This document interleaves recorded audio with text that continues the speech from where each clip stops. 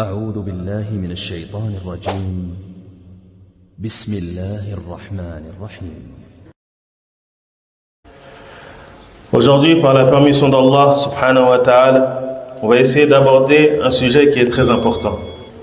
Un caractère noble, parmi les meilleurs caractères.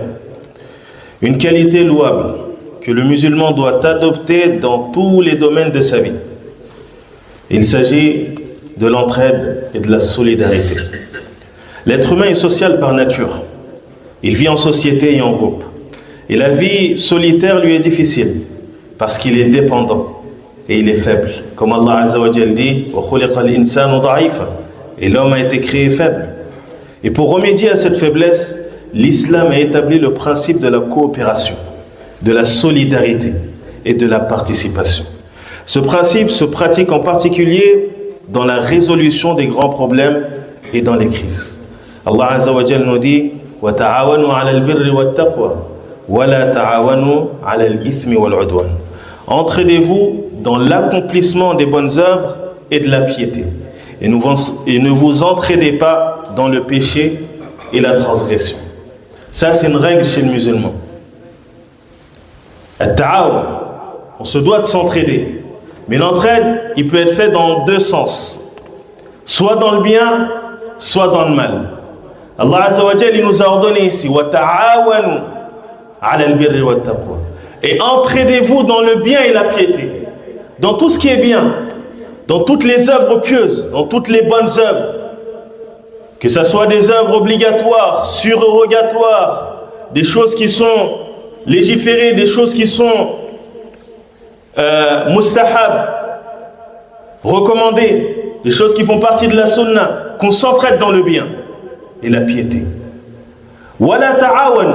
Et ensuite Allah il nous dit et ne vous entraidez pas dans le mal, dans le péché, dans la transgression, dans le zulm. Le musulman, c'est quelqu'un qui veut le bien pour les autres comme il le veut pour sa propre personne. Le prophète même sallallahu alayhi wa sallam, il nous dit unsur akhaka zaliman aw mazluman. Secours ton frère, qu'il soit opprimé ou qu'il soit l'oppresseur. Le compagnon, il a dit je vais le soutenir s'il est opprimé.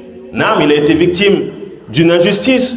Je peux le soutenir, mais comment je vais le soutenir si c'est lui qui est injuste? Le prophète sallallahu alayhi wa sallam lui dit imna'hu 'ani adh-dhulm fa inna dhalika nasruhu aw kama qala sallallahu alayhi wa sallam.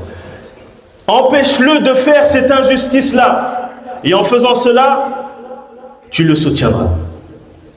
Donc le croyant toujours avec ses frères musulmans et même avec les non-musulmans, ceux que tu peux aider, tu les aides. Tu essaies de t'entraider, ou bien on doit essayer de s'entraider dans le bien et dans la piété. Tout ce qui est bien, on essaie de s'entraider pour concrétiser ce bien-là. Et tout ce qui est mal, on s'entraide pour le délaissement de cette chose qui est mal. Car Allah Azza wa Jal nous l'a interdit. Et ainsi, le prophète sallallahu alayhi wa sallam a décrit la société musulmane solidaire et coopérative, comme un seul corps, en disant sallallahu alayhi wa sallam, tu vois les croyants dans leur amour, leur affection et dans leur miséricorde, qu'ils se portent comparables à un seul corps. Lorsqu'un membre est affecté, c'est l'ensemble du corps qui ressent la douleur et sans fièvre. Tu vois ton corps, quand tu as mal quelque part, tu as mal au petit doigt par exemple, la douleur elle est intense. C'est comme si tout ton corps il avait mal. Là tu n'arrives plus à dormir. Pourtant c'est qu'un seul endroit qui ressent la douleur, mais c'est tout le corps qui la ressent en réalité. Eh bien les croyants, ils sont pareils. Quand un il est mal, c'est tout le monde qui est mal. Car les croyants, ils sont comme un seul corps. C'est comme ça qu'Allah Azza wa Jal a décrit les croyants. Et ils sont comme un seul édifice.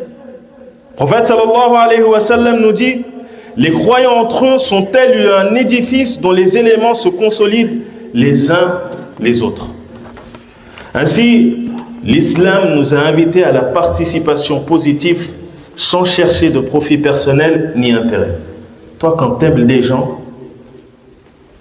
Tu les aides pas pour avoir un profit derrière. Tu n'as pas cette intention d'obtenir quelque chose derrière, si ce n'est la satisfaction d'Allah. إنما نطعمكم لوجه الله لا نريد منكم جزاء ولا شكورا. Allah Azza wa Jalla nous dit, c'est pour le visage d'Allah que nous vous nourrissons. Nous ne voulons de vous ni récompense ni gratitude. C'est pas ce qu'on cherche. Quand tu fais le bien, tu le fais pour Allah subhanahu wa ta'ala. Tu attends la récompense d'Allah, tu le fais pour le visage d'Allah, mais tu n'attends rien en retour. Ni remerciement, ni rien. Ça, c'est pas ton but. Mais ton but, c'est de satisfaire Allah. Ton but, c'est de faire plaisir aux musulmans. Ton but, c'est de faire du bien autour de toi pour Allah, car tu attends la récompense d'Allah. Et tu n'attends rien des gens. Prophète sallallahu alayhi wa sallam est l'exemple parfait dans l'entraide. Il disait, sallallahu alayhi wa sallam, Allah vient en aide au serviteur tant que celui-ci vient en aide à son frère. Et dans un autre hadith, il dit, celui qui aide son frère à satisfaire ses besoins, Allah l'aide à satisfaire les siens. Il a même demandé d'aider les servants dans l'accomplissement de leurs tâches en disant, ne les chargez pas au-dessus de leur force. Et quand vous les chargez de quelque chose, aidez-les à la supporter. Le prophète sallallahu alayhi wa sallam, il nous dit dans un hadith, inna minan nas mafatihu lil khayr wa maghaliqu lil shar. Il y a parmi les gens des personnes qui sont des clés du bien et des verrous face au mal. Et d'autres personnes qui sont des clés du mal et des verrous face au bien. Annoncer la bonne nouvelle à celui dont Allah a fait de lui une clé du bien. Et malheur à celui dont Allah a fait une clé du mal. Le croyant, il doit faire en sorte d'être une clé parmi les clés du bien. Quand on t'appelle, il n'y a que du bien. Quand on pense au bien, on pense à toi parce qu'on sait que toi, tu es quelqu'un, tu penses qu'au bien, tu aimes faire le bien. Il faut que le croyant, il fasse partie de ces gens-là. Ne fais pas partie des gens qui sont des clés du mal et des verrous pour le bien. Ben, le croyant, il rentre dans le premier. Le prophète sallallahu alayhi wa sallam, il dit, annonce la bonne nouvelle à ces personnes-là. Touba, annonce la bonne nouvelle à ces personnes-là. D'après Abu Huraira, radiyallahu anhu, le prophète sallallahu alayhi wa sallam a dit, celui qui soulage un croyant d'un souci parmi les soucis d'ici-bas, Allah Azza wa Jal le soulage d'un souci parmi les soucis du jour du jugement. Toi, tu soulages un croyant, car il est tombé dans une difficulté, il est dans un souci, il est dans des problèmes. Tu le soulages de ce problème-là. Sache qu'Allah Azza wa Jal, Yawm al-Qiyamah, il te soulagera aussi de soucis et de problèmes. Celui qui accorde une facilité à son débiteur, Allah lui facilite dans l'ici-bas et dans l'au-delà. T'en prêter de l'argent à quelqu'un et tu lui facilites. Tu sais qu'il peine, il est dans la difficulté. Toi, tu lui facilites. Soit tu lui donnes, tu lui dis, je te le donne, fils sabilillah, tu n'as même pas besoin de me le rembourser. Ou bien tu devais me le rendre à la fin du mois, c'est pas grave, prends ton temps. Dès que tu l'as, tu me le rembourses. Il n'y a pas de problème. Tu lui facilites. Sache qu'Allah te facilitera ici-bas et dans l'au-delà. Et celui qui couvre un croyant, Allah le couvre dans cette vie d'ici-bas et dans l'au-delà. Toi, tu couvres les péchés des gens. Personne n'est tombé dans un péché qu'elle a commis secrètement. Tu es tombé dessus. Tu le couvres. Tu ne l'as pas dévoilé auprès des gens. Sache qu'Allah Azza wa Jal, il va te couvrir Yawm al-Qiyamah aussi. Il ne va pas dévoiler tes péchés. Et Allah aide le serviteur tant que le serviteur aide son frère. Ya akhi, tu es toujours là à demander l'aide d'Allah. Sache que l'aide d'Allah se trouve aussi par le fait d'aider les gens. Aide les gens, tu trouveras Allah à ton côté. Sois là pour les gens, Allah il sera là pour toi. Aide les gens, Allah t'aidera. Et il dit sallallahu alayhi wa sallam, Sana'i'ul ma'ruf taqi masari'a as-su'. Les bonnes actions protègent des malheurs. Les bonnes actions, elles protègent des malheurs. Elles protègent de la mauvaise fin. Elles protègent des masa'ib. Fais le bien et tu récolteras le bien, ya akhi. C'est tout simple. Sème le bien, tu récolteras le bien. Mais si tu sèmes le mal, t'attends pas à récolter le bien. Prends garde aussi à ce qu'on appelle al-man. Ya ayyuha alladhina amanu la tubtilu sadaqatikum bil manni wal adha. Ô vous qui avez cru, n'annulez pas vos sadaqat, vos bonnes actions, n'annulez pas vos sadaqat, vos aumônes, parce qu'on appelle al-man, le fait de rappeler aux gens, wal adha, la nuisance. T'as aidé une personne, fi sabilillah, soi-disant, et ensuite tu lui rappelles, ah c'est grâce à moi que t'as eu ça, hein. Ah c'est grâce à moi que t'as réussi à payer ton loyer, hein. T'as pas oublié, j'espère. Et bien en faisant ce genre d'action-là, t'annules ton œuvre. Tu te fatigues à faire du bien pour qu'à la fin tu les annules. Ya ayyuhalladhina amanu la tubtilu sadaqatikum bil manni wal adha. Si tu l'as fait pour Allah, Allah il t'a vu. Si tu attends la récompense d'Allah, elle est auprès d'Allah, c'est lui qui va te la donner. Mais de là à rabaisser les gens, à leur rappeler ce que tu leur fais en bien, ça c'est pas une bonne chose. Pourquoi tu le fais si c'est pour lui rappeler? Pourquoi tu le fais si c'est pour le rabaisser? Pourquoi tu le fais si c'est pour montrer oui, moi j'ai fait, moi j'ai fait? Ne fais pas, ne te fatigue pas, ya akhi. Garde ton argent, c'est mieux. D'après Abdullah ibn Omar, radiyallahu anhuma, un homme s'est rendu auprès du prophète sallallahu alayhi wa sallam et lui a dit: quels sont les gens les plus aimés par Allah et quelles sont les œuvres les plus aimées par Allah? Regarde les questions qu'ils posaient les compagnons du prophète sallallahu alayhi wa sallam. Des questions qui étaient profitables, ya akhi. C'est qui les gens les plus aimés auprès d'Allah? Ça, c'est des questions qu'on doit se poser. C'est qui les gens les plus aimés? Car on veut faire partie de ces gens-là. C'est quoi les œuvres les plus aimées auprès d'Allah aussi? C'est des questions qu'on doit se poser. Car on doit vouloir œuvrer ces œuvres-là, qui sont aimées auprès d'Allah subhanahu wa ta'ala. Le prophète sallallahu alayhi wa sallam lui répond en lui disant: les gens les plus aimés par Allah sont ceux qui profitent le plus aux autres. Yani, ce sont ceux qui sont le plus profitables aux autres. Ça, ce sont les gens les plus aimés auprès d'Allah. Tu es profitable aux gens, yar. Tu fais le bien, tu n'attends rien des gens. Quand il y a une porte de bien qui s'ouvre, tu es là, tu cours. Et selon ta rapidité à faire le bien, tu auras cette même rapidité aussi à traverser as-sirat yawm al-qiyam. Le pont qui va être mis sur l'enfer, qu'on appelle as-sirat. Plus tu seras quelqu'un de rapide ici-bas à faire le bien, à être sur le droit chemin, plus tu passeras ce pont-là rapidement. Les gens les plus aimés auprès d'Allah Azza wa Jal, comme il a dit le prophète sallallahu alayhi wa sallam, sont les gens les plus profitables aux gens. Et les œuvres les plus aimées par Allah subhanahu wa ta'ala sont le fait de rendre un musulman joyeux. Tu fais rentrer de la joie dans le cœur d'un musulman, yar. Tu n'as même pas besoin de sortir ton argent. Par des paroles, tu peux rendre une personne heureuse. Par ton argent. Il dit, sallallahu alayhi wa sallam, rendre un musulman joyeux, lui dissiper son chagrin. Et ça aussi, ce n'est pas quelque chose de coûteux. Juste avec la bonne parole. Lui régler une dette et apaiser sa faim. Tout ça, ça fait partie des œuvres les plus aimées auprès d'Allah subhanahu wa ta'ala. Et tu vois, c'est un rapport avec quoi? Avec les gens. Ça, c'est de l'entraide.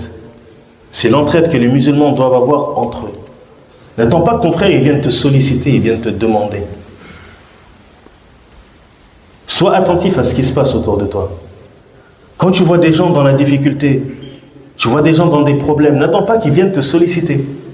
Va, essaie de faire ce que tu peux faire pour Allah subhanahu wa ta'ala. Et sache que ta récompense, elle incombe à Allah subhanahu wa ta'ala. T'aides ton frère, sache qu'Allah il va t'aider. Tu soulages ton frère, Allah il va te soulager. Ici-bas et dans l'au-delà. Donc c'est toi le gagnant en réalité, t'as rien à perdre. Nous, on n'est que dans des calculs. Si je vais l'aider là, qu'est-ce que je vais pouvoir profiter? Qu'est-ce qu'il va pouvoir me rendre comme service? Ça, ce n'est pas des manières de faire. Ce n'est pas comme ça que le musulman il doit réfléchir. Toi, comme tu dois réfléchir, c'est un bien, naam, ça satisfait Allah, naam, je le fais, c'est bon. Je peux le faire, je le fais. Même je ne peux pas tout le soulager de toute sa peine, mais ce que je peux faire, je le fais. Même si c'est qu'un peu. Et tu seras rétribué selon ton intention. Peut-être toi, pour toi, tu as fait un tout petit peu, mais auprès d'Allah Azza wa Jal, c'est une grande chose. Il t'a préparé une grande récompense, subhanahu wa ta'ala. Et ensuite, il dit, sallallahu alayhi wa sallam, et le fait que je marche avec un frère pour l'aider à accomplir une chose dont il a besoin m'est plus aimé que de faire la retraite spirituelle, c'est-à-dire al-i'tikaf, dans cette mosquée, c'est-à-dire dans la mosquée du prophète sallallahu alayhi wa sallam pendant un mois. Alors qu'on connaît tous la récompense qu'il y a dans le fait de prier dans la mosquée du prophète sallallahu alayhi wa sallam. Une prière, ça équivaut à 1000 prières. Le prophète sallallahu alayhi wa sallam, il nous dit que je marche avec mon frère, que je marche avec un frère, n'importe quel, pour l'aider à accomplir une chose dont il a besoin. Ça m'est plus aimé que de faire l'i'tikaf dans cette mosquée-là, dans la mosquée du prophète sallallahu alayhi wa sallam pendant un mois complètement. Et celui qui maîtrise sa colère alors qu'il aurait été en capacité de l'exprimer le jour de la résurrection, Allah va remplir son cœur de satisfaction. Et il finit par dire sallallahu alayhi wa sallam, et celui qui marche avec son frère pour l'aider à accomplir une chose dont il a besoin jusqu'à ce qu'il accomplisse, Allah va affermir ses pieds le jour où les pieds vont glisser, c'est-à-dire le jour de la résurrection, lorsque les gens vont traverser As-Sirat, qui est le pont qui a été mis sur l'enfer. Donc tout ça, c'est des textes qui nous montrent que le musulman se doit d'être quelqu'un de profitable. En tant que musulman, on se doit de s'entraider dans le bien, dans la piété, dans les adorations, dans tout ce qui est bien. On se doit aussi de s'aider aussi dans le fait de délaisser tout ce qui est mal, les mauvaises actions, les mauvaises choses. Ça, c'est des textes, mais il faut que on transforme ce qu'on écoute là en action. C'est pas facile, ça demande des efforts. Mais le paradis n'est pas gratuit. Tu veux rentrer au paradis, il va falloir que tu fasses des efforts. Et c'est que des bonnes choses. Notre religion nous appelle qu'au bien. Notre religion appelle qu'au bien. La religion n'appelle pas au mal. La religion n'est pas une religion de mal. La religion n'est pas comme certains essaient de l'exprimer. Croire qu'il faut tuer des gens pour être musulman, ça fait pas partie de la religion de l'islam. C'est pas sur ça qu'était le prophète sallallahu alayhi wa sallam. Et c'est pas à ça qu'a appelé l'islam. Et c'est pour ça qu'on se doit de faire des efforts dans la compréhension de cette religion, dans l'apprentissage de la religion. Car si tu n'apprends pas ta religion, tu vas être égaré comme ces personnes qui s'égarent, qui pensent faire des choses pour l'islam, alors qu'ils sont en train de détruire l'islam. Ils sont en train de détruire l'image de l'islam et des musulmans. Ils font du mal à l'islam, alors que l'islam est bari de tout ce qu'ils sont en train de faire. C'est pour ça qu'il faut qu'on prête une attention particulière à l'apprentissage de la religion. À ce sur quoi était le prophète sallallahu alayhi wa sallam et les pieux prédécesseurs. Cette compréhension-là, tant qu'on sera sur cette compréhension-là, on sera sur la religion qui est droite, on sera sur un chemin qui est droit, et Allah Azza wa Jal nous accordera son secours. Mais si on tourne le dos à la religion, Allah nous tournera le dos aussi. Allah il nous tournera le dos, et on sera dans l'avilissement. C'est désolant de voir que lors des prières, tu ne vois pas beaucoup de monde. 2, 3 rangs. Alors que quand il y a des matchs de foot, les stades ils sont remplis. Quand il y a des fêtes et tout ça, c'est rempli. Mais les mosquées elles ne sont pas remplies. Qu'est-ce qu'on attend? Et après on lève les mains, Ya Allah, viens-nous en aide. Viens-toi en aide déjà en premier. Et ensuite Allah il te viendra en aide. Il faut qu'on arrête de trop parler en réalité. Il faut qu'on transforme ces paroles par des actes. L'islam c'est de la pratique, ya ikhwa. L'islam c'est de la pratique, la mise en pratique de l'islam. C'est pas que des paroles ou des choses qu'on lit, des hadiths qu'on lit, des versets qu'on lit et ensuite c'est terminé, on tourne. Mais il faut qu'on apprenne à mettre en pratique ce qu'on écoute, ce qu'on entend et ce qu'on lit. Qu'Allah Azza wa Jal nous vienne en aide et qu'Allah nous accorde son secours. ربنا آتنا في الدنيا حسنة وفي الآخرة